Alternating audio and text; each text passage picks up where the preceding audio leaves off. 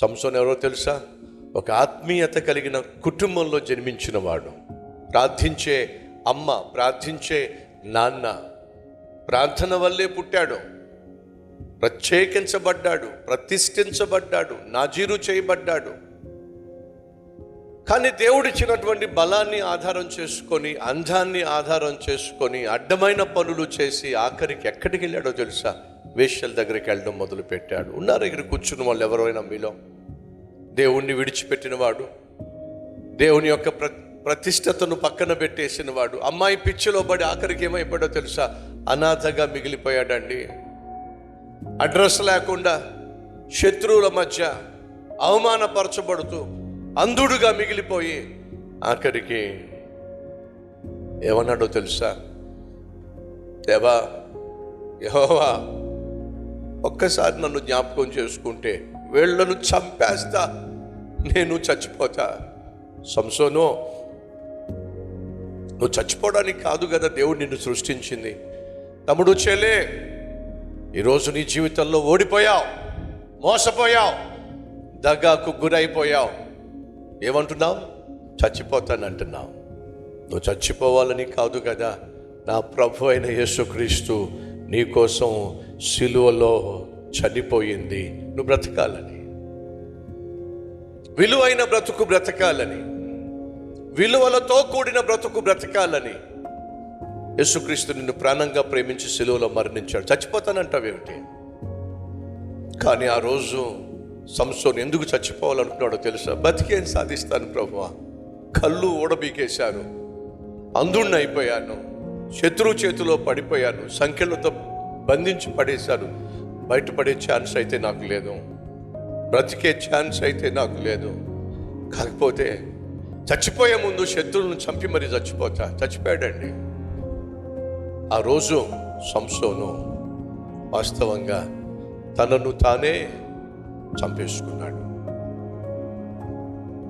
ఒకరేమో ఆహారం కోసం, ఆకలి మంటలు తీర్చుకోవడం కోసం, అవసరాన్ని తీర్చుకోవడం కోసం అబద్ధాలు ఆడి దేవుని సన్నిధి నుంచి దిగజారి ఐగుప్తునకు వెళ్ళి అవమానంతో, నిందతో తిరిగి వచ్చాడు. దేవునికి దూరం కావడం క్షేమం కాదు సుమా.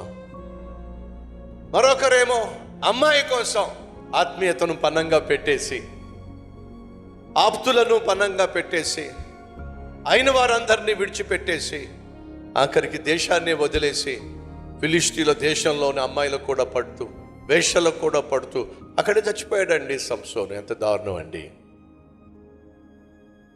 ఈరోజు అడుగుతున్నా, ఏదే నీ భార్యను నీకు దూరం చేసింది? ఎవరో నీ భర్తను నీకు దూరం చేసింది? ఎవరో కన్న అమ్మను, నాన్నను, వారి ప్రేమను నీకు దూరం చేసింది ఎవరు? సంసోను జీవితంలో వేశ్యలు. మరి నీ జీవితంలో ఎవరు? అమ్మాయిల పిచ్చే సంసోన్ని అందరికీ దూరం చేసింది, అంధుణ్ణి చేసింది, అడ్రస్ లేకుండా చేసింది, ఆత్మహత్య చేసుకునే విధంగా చేసింది. జాగ్రత్త! ఆత్మీయ జీవితంలో దేవునికి దూరం కావడం క్షేమం కాదు, దేవుని సన్నిధికి దూరం కావడం క్షేమం కాదు. ఇలాంటి స్వచ్ఛమైన, సూటి అయిన, శ్రేష్టమైన వాక్యం ఎప్పటికప్పుడు నిన్ను పరిశుద్ధపరుస్తుంది కాబట్టి, సరిచేస్తుంది కాబట్టి ఈ వాక్యానికి దూరం కావడం నీకు క్షేమం కాదు. అమ్మ నీకు చెప్పలేకపోవచ్చు, నాన్న నిన్ను గద్దించలేకపోవచ్చు, కానీ ఒక అన్నను దేవుడు నీకు ఇచ్చాడో ఎప్పటికప్పుడు వాక్యంతో నిన్ను సరిచేయడానికి. భార్యగా నీ భర్తకు నువ్వు చెప్పలేకపోవచ్చు, భర్తగా నీ భార్యకు నువ్వు చెప్పలేకపోవచ్చు, కానీ భార్యకు, భర్తకు చెప్పవలసిన శ్రేష్టమైన సత్యాన్ని, ఇవ్వవలసిన హెచ్చరికను ఇచ్చేటటువంటి ఒక దైవజనుండి దేవుడు మీకు ఇచ్చాడో కాబట్టి చెప్తున్నా, దేవుని మందిరాన్ని నిర్లక్ష్యం చేయకండి. ఎవ్వరు చెప్పినా నువ్వు వినకపోవచ్చు, వినే తత్వము నీకు లేకపోవచ్చు. కాబట్టే దేవుడు తన వాక్యాన్ని నీకు, నాకు అనుగ్రహించాడు. ఈ వాక్యమే నీకు కావలసినటువంటి హెచ్చరికను నీకు చేస్తుంది. అందుకే చెప్తున్నా, సంగమా,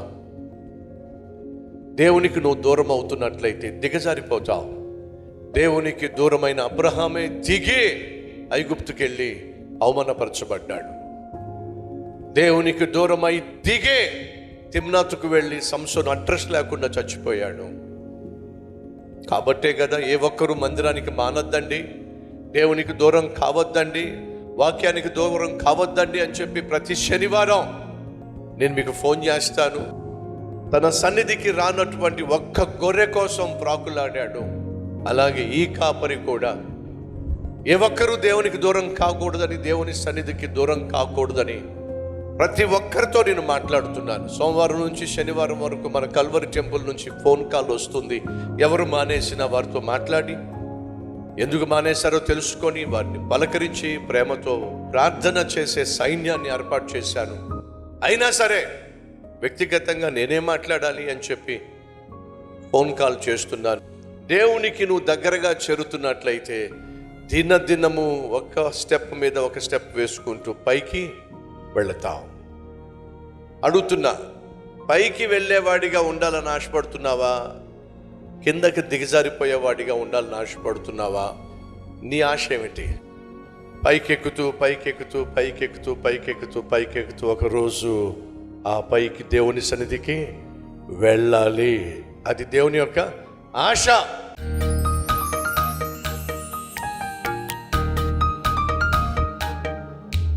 పరిశుద్ధుడు అయిన తండ్రి, దివ్యమైన నీ వాక్యము ద్వారా మాతో సూటిగా స్పష్టంగా మాట్లాడావు.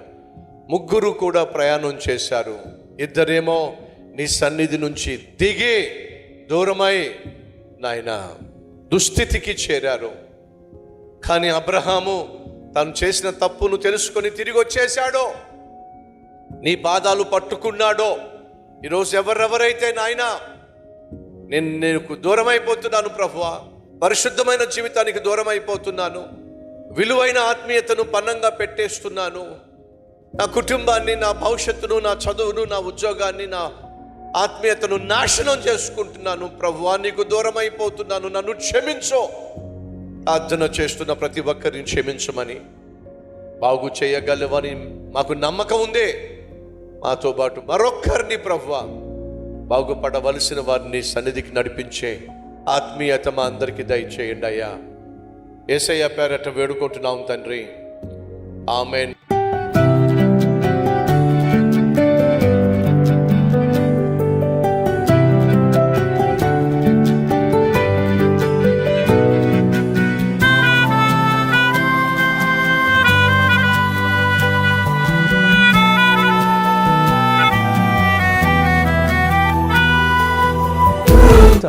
డైలీ డివోషన్ మీకు ఆశీర్వాదకరంగా ఉంటే 10 మందికి షేర్ చేయండి, లైక్ చేయండి, అలాగే ఖచ్చితంగా కామెంట్ పెట్టండి.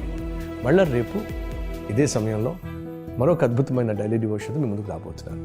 అంతవరకు సెలవు.